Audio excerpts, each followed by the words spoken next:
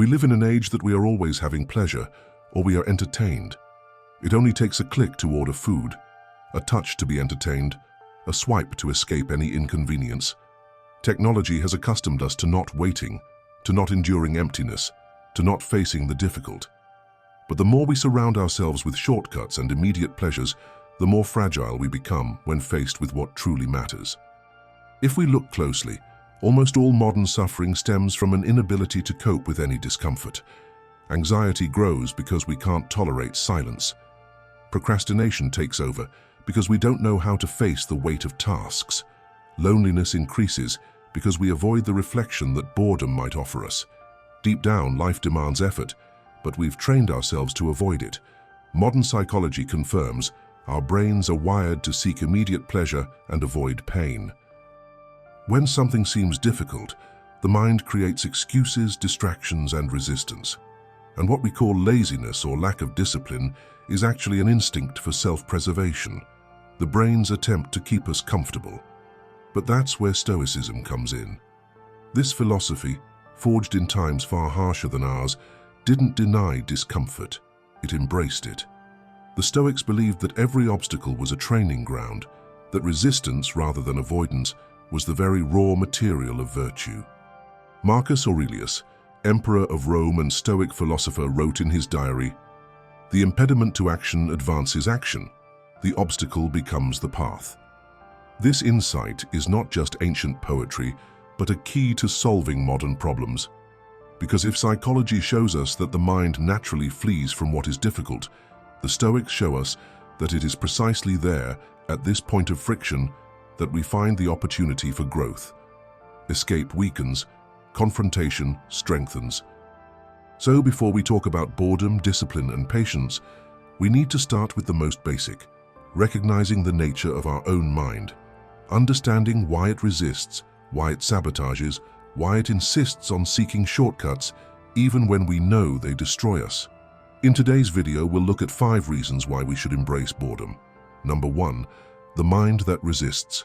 It's not what happens to you, but how you react that matters. Epicteto. We live believing that our greatest enemy in life is the external world, the obstacles, the people who frustrate us, the circumstances we didn't choose. But if you pay attention, you'll realize that our greatest enemies aren't outside, they're within. How many times have you decided to do something important, and in the next instant, felt your mind making excuses? How many times, when trying to start a project, write a page, train your body, or simply wake up earlier, did you encounter an internal resistance that seemed greater than any external obstacle? This resistance isn't a character flaw. Psychology explains, our brains are wired to seek comfort and avoid pain. They don't distinguish between a real threat and a difficult task. They react to both by trying to protect you.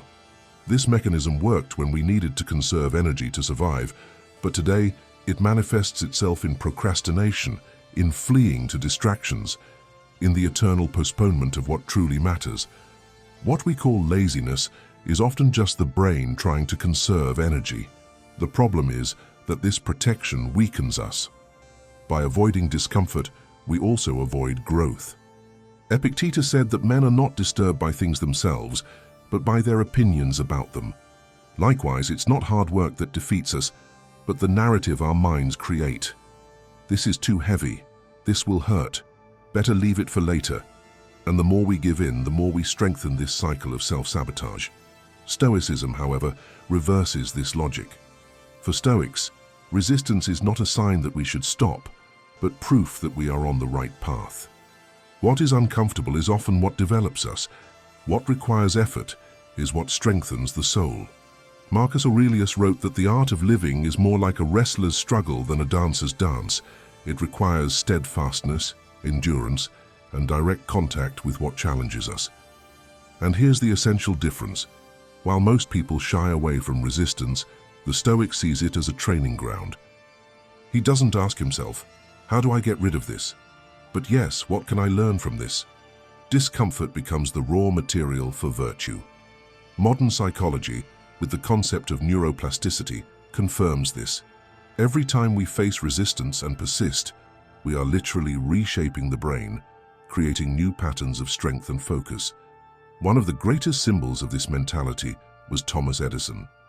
When he decided to invent the electric light bulb, he faced not only resistance from the outside world, technical limitations, lack of resources, public disbelief, but above all, internal resistance. Imagine failing not once, not 10, but over 1,000 times in the same experiment. For most, this would be unbearable. The mind would create excuses, saying it's not worth it, that it's impossible, that it's better to give up. But Edison viewed each failure differently. He didn't see his attempts as mistakes, but as necessary steps. Once, when asked about his many failures, he replied, "I haven't failed. I've just found 10,000 ways that don't work." This phrase reveals a mind trained to transform resistance into learning. Think about what that means. For someone ordinary, the mental resistance after so many attempts would be overwhelming. But Edison was clear that the obstacle wasn't an insurmountable wall, but a ladder of difficult steps that needed to be climbed. He didn't romanticize the difficulty, but he didn't reject it either. He accepted it as an inseparable part of the creative process. This stance is profoundly Stoic. Edison practiced, albeit unnamed, what Marcus Aurelius described. The impediment to action advances action. The obstacle becomes the path. His victory was not only technological, but also psychological, proving that human triumph begins with the ability to endure resistance without surrendering to it. When you think about your own projects, how many times have you stopped before even starting because your mind told you it would be too difficult? How many times have you given up on a long-term goal because you didn't see immediate results? This is the invisible field of struggle. The enemy isn't the task, but the mind that tries to convince you it's not worth it. Stoicism invites us to change our perspective. If we feel resistance, it means we're facing something truly important. Discomfort is a sign that we're growing, just as muscles ache after a workout. A resisting mind shouldn't be forcibly silenced, but understood and trained until it learns to bear the weight without running away. The training is simple but not easy. Start despite resistance. Do it even when your mind screams, "I don't want to."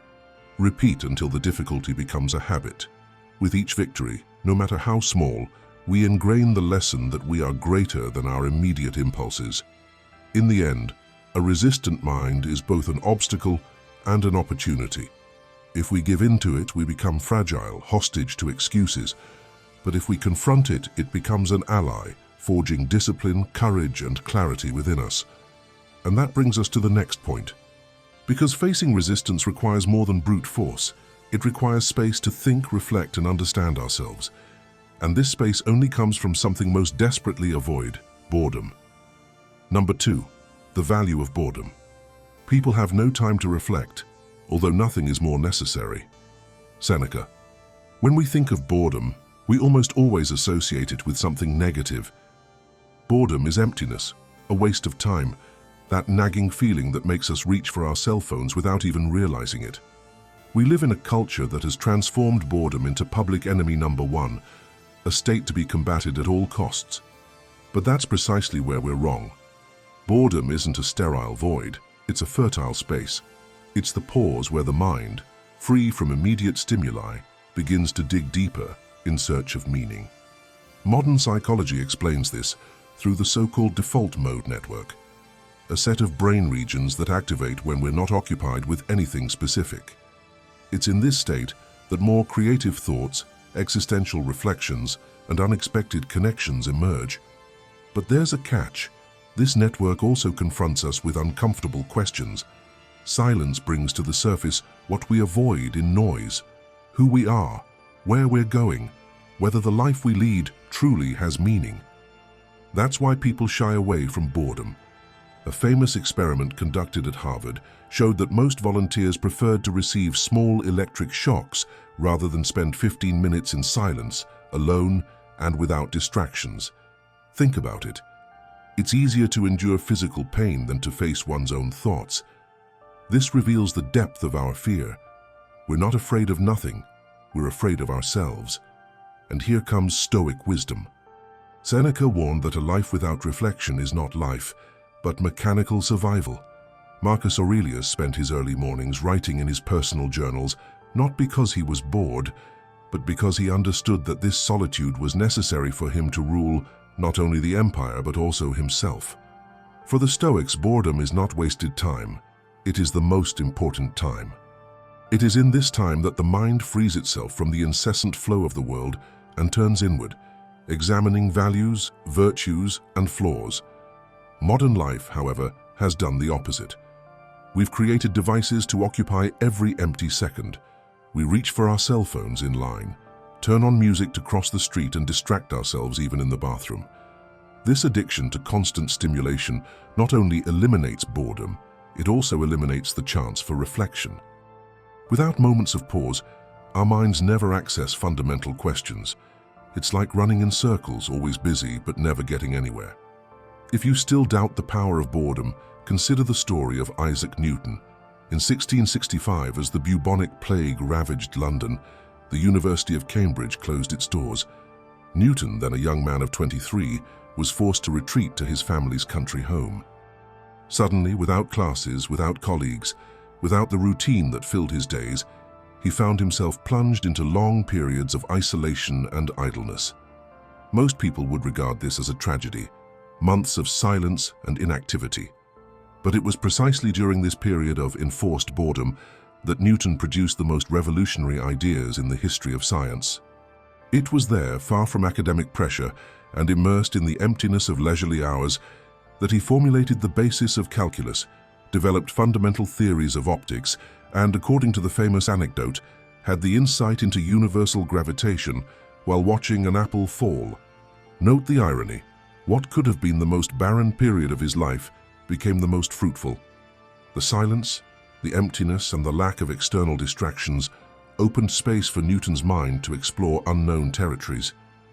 He didn't run from boredom, he dove into it, and in doing so, discovered a universe. This story is a powerful reminder. How many insights, answers, and ideas are we missing because we can't tolerate even 5 minutes of silence? How much potential remains buried because we shy away from the discomfort of being alone with ourselves?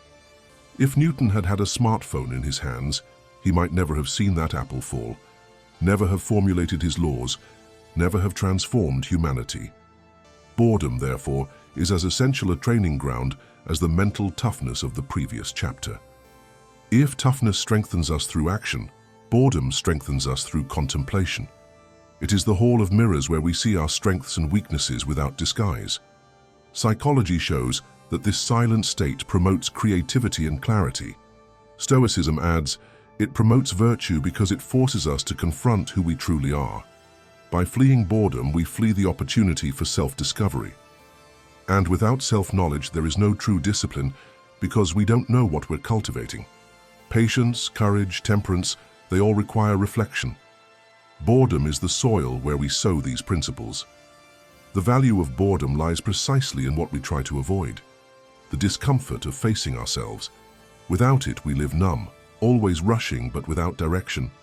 With it, we discover questions and answers that shape the soul.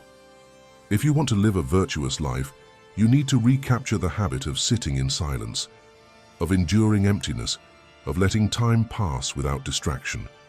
Boredom, when embraced, becomes a source of clarity and meaning, and it is precisely from this clarity that the next step arises. Because reflection is important, but it is not enough. Thought needs to be transformed into action, and that is where the next chapter comes in. Mastering the discipline. Number 3. Discipline, the bridge between thought and action. Stop arguing about what a good man should be one. Marcus Aurelius. Reflection is necessary, but reflection alone doesn't transform lives. The world is full of people who know what they should do but rarely do it. They know the theories, understand the principles, even speak about them eloquently, but fail to act. The Stoic philosopher isn't content with knowing. He demands of himself that he live what he knows. In psychology, there is a term for this distance between intention and execution. Intention-action gap. The gap between intention and action. It's the chasm that separates our best-laid plans from concrete reality. You decide to wake up early, but the snooze button wins. You promise to be patient but explode at the first provocation. You swear to eat well, but give in to the first immediate craving. Your mind understands, but your body doesn't follow. Stoicism sees this abyss and offers a bridge: discipline. For the Stoics, discipline is not a prison but a liberation. It frees us from the rule of impulses, from emotional swings, and from the tyranny of immediate pleasure. Seneca said that being a slave to desires was the worst form of slavery.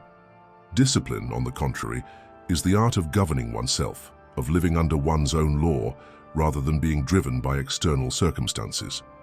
From a psychological perspective, discipline can be understood as the ability to delay gratification.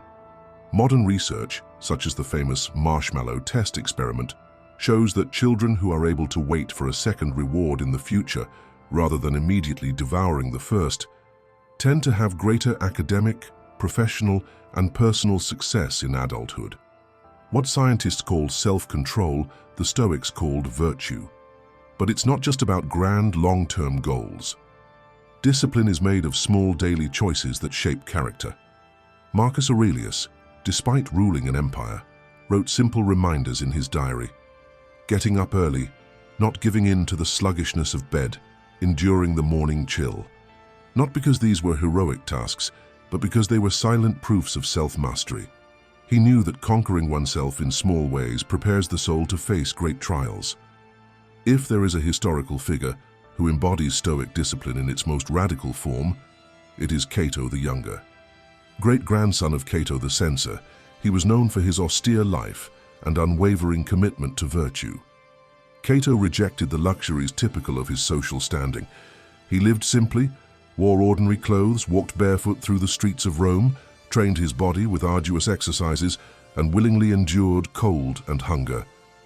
Not because he lacked access to comfort, but because he believed that becoming accustomed to the superfluous weakened the soul. For him, discipline was not an option, it was a moral duty. Throughout his political career, Cato maintained the same steadfastness. While others sold themselves for power, he resisted every form of corruption. His discipline earned him both respect and hatred. He was admired for his integrity, but also feared for his inflexibility. Even his enemies recognized him as incorruptible.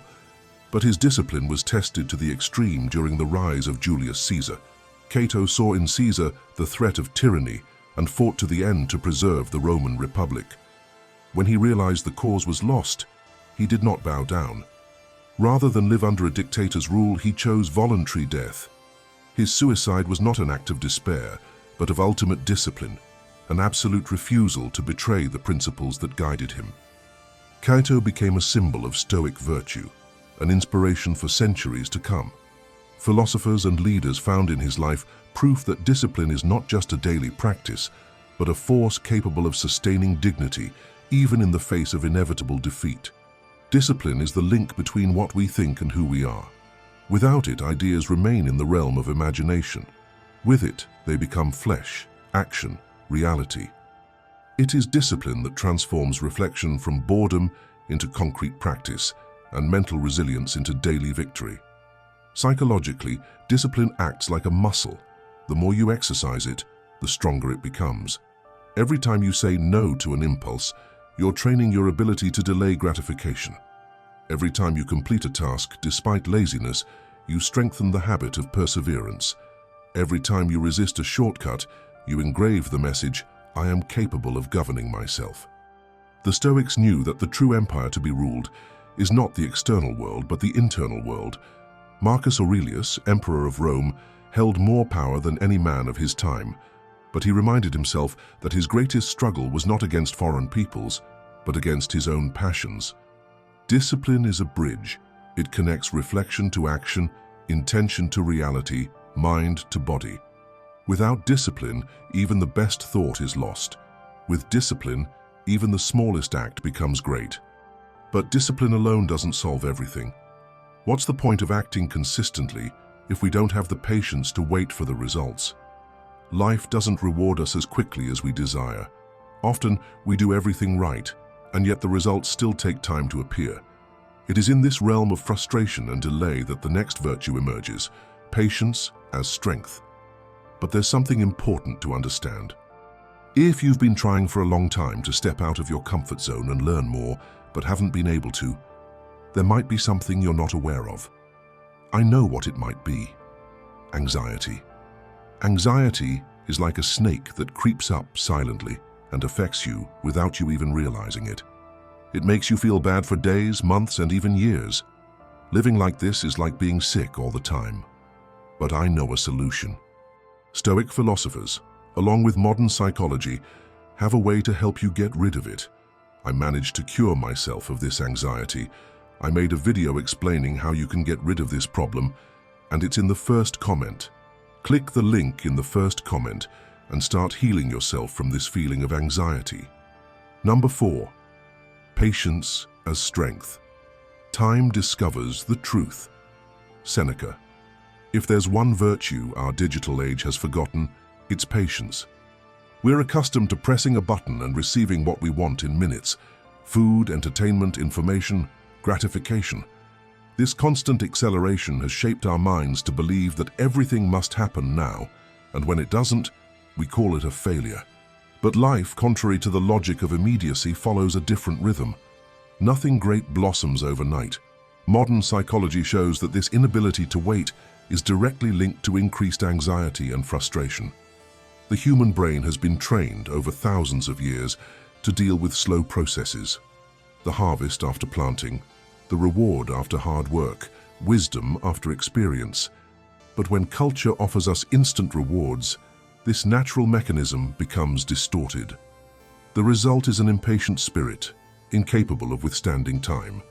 For the Stoics, patience is not passivity, but a form of strength. Seneca said that time reveals all things, and Marcus Aurelius reminded himself that nature never hurries, and yet everything happens. Patience, therefore, is the art of aligning with time rather than fighting it. It is enduring waiting, not with resignation, but with constancy. This virtue also finds an echo in contemporary psychology. Research on delayed gratification, studies show that people who can endure waiting tend to be more resilient, more focused, and more successful in the long run. Patience teaches that progress isn't linear but requires perseverance. Without it, we give up before the fruits can ripen. Stoic patience is active. It's not standing still and waiting for something to happen. It's taking action every day with discipline, even when results don't appear. It's trusting that time, combined with constancy, can build what seems impossible today. It's continuing to water the seed without seeing the tree, believing that the invisible root is already growing. No example better illustrates the power of patience than the life of Abraham Lincoln. Before becoming President of the United States, Lincoln accumulated an impressive list of defeats. He lost businesses, failed in local elections, was rejected in Senate bids, faced bankruptcies, and even emotional breakdowns. In the eyes of most, his trajectory was that of a man destined for failure. But Lincoln had an unusual characteristic. He didn't give up. Each defeat was painful, but he accepted time as part of the process. His patience wasn't inertia, it was persistence. He continued studying, debating, and strengthening himself. Instead of being consumed by the rush to achieve immediate results, he used each failure as a lesson.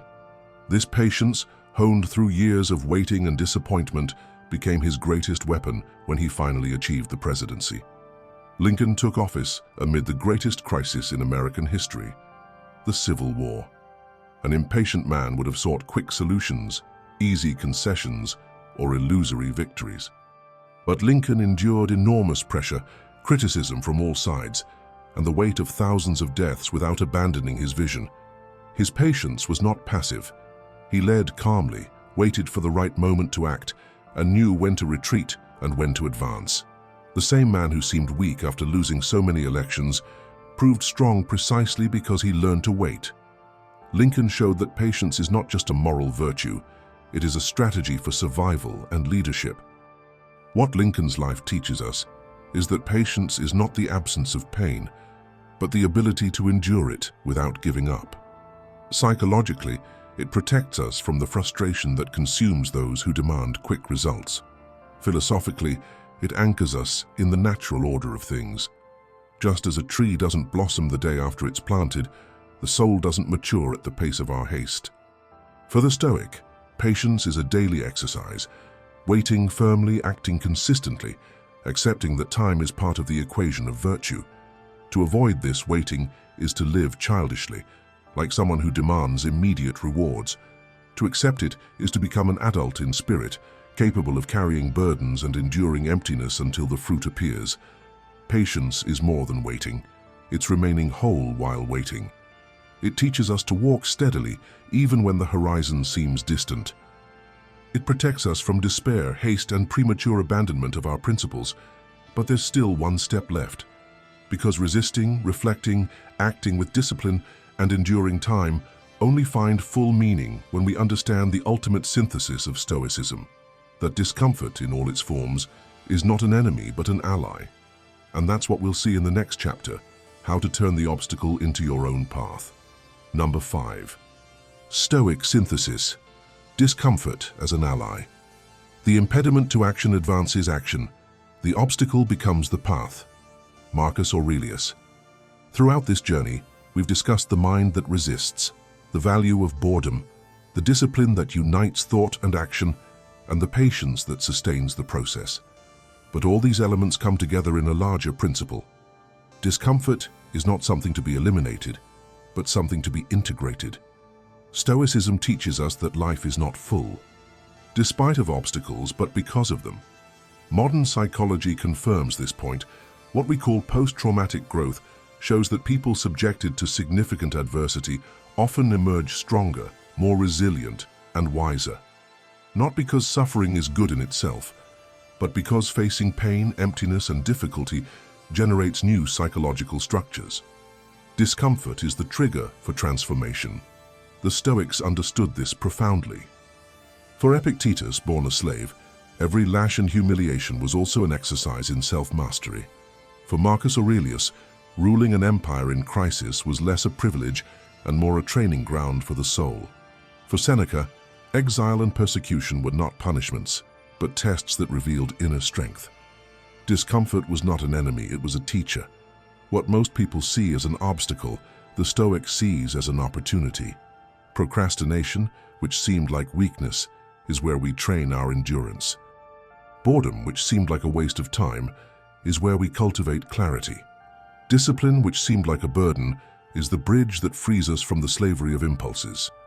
Patience, which seemed like delay, is the virtue that sustains progress. All of them are different forms of the same principle, discomfort as an ally. Few men in history lived this principle as intensely as Nelson Mandela. Imprisoned for 27 years for fighting against the apartheid regime in South Africa, Mandela experienced one of the greatest human discomforts, the loss of freedom. His prison conditions were inhumane. He slept in a tiny cell, performed forced labor in quarries, and was deprived of books, letters, and visits. Everything conspired to break his spirit. But what could have destroyed Mandela ended up becoming his greatest school.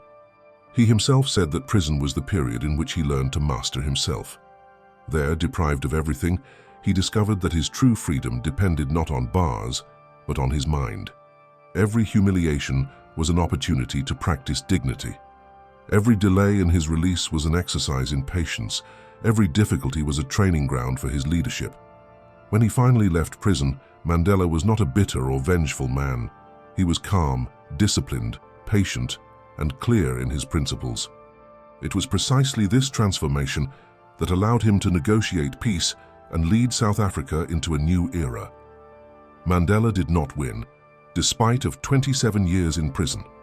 He won because theirs. The discomfort the world imposed on him became the basis of his greatness. Mandela is living proof of Marcus Aurelius's teaching. The obstacle becomes the path. His imprisonment, which seemed like the end, proved to be the means by which he became a global symbol of freedom and dignity. Here's the gist. Life will never be free of discomfort. There will always be pain, resistance, delays, losses, and obstacles.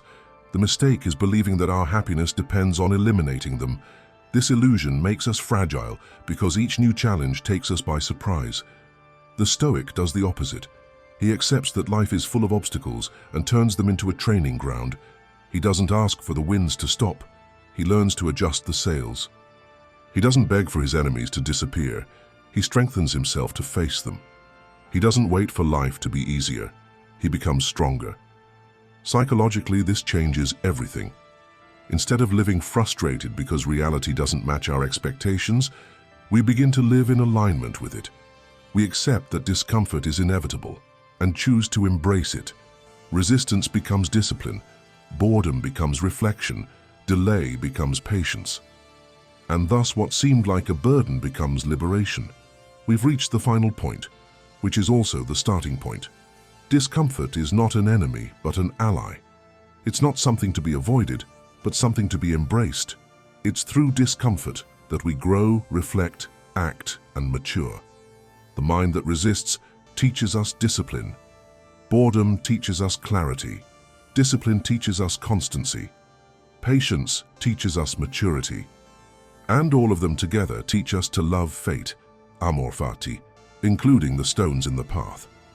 If there's a summary of Stoic philosophy applied to modern life, it's this: don't expect a world without obstacles. Make obstacles your own path. Don't fear discomfort. Make it your teacher. Don't complain about difficulty. Be grateful, because it's proof that you're alive, growing, and becoming stronger. And remember, as Marcus Aurelius said, the impediment to action advances action. The obstacle becomes the path. The mind that resists has shown that our greatest enemies are not outside, but within. Boredom has revealed that uncomfortable silence is the source of the clarity we avoid. Discipline has reminded us that it is not enough to think. We must live what we think. Patience has taught us that nothing great flourishes in haste. And synthesis has shown that all these elements point to the same Stoic truth. The obstacle does not block us, it forms us. In practice, this means something very simple yet powerful. Stop expecting life to be easy. Stop believing that value lies in eliminating difficulties. Value lies in facing them. What bothers you today, what weighs you down today, what seems impossible today can become the very thing that will shape your strength, your clarity, and your character. Modern psychology calls this post-traumatic growth. Stoicism called it virtue. But the name hardly matters. What matters is living in such a way that every resistance becomes discipline, every boredom becomes reflection, every delay becomes patience, and every obstacle becomes the path to your own freedom. This is the Stoic promise. Not to control the world, but to control yourself. Not to seek shortcuts, but to embrace the long road. Not to run from discomfort, but to transform it into a teacher. So the next time your mind resists, boredom creeps in, or results are slow to come, remember, this isn't a sign you're failing. It's a sign you're on the right track. Because in the end, life is not about eliminating obstacles. Life is about flourishing through them.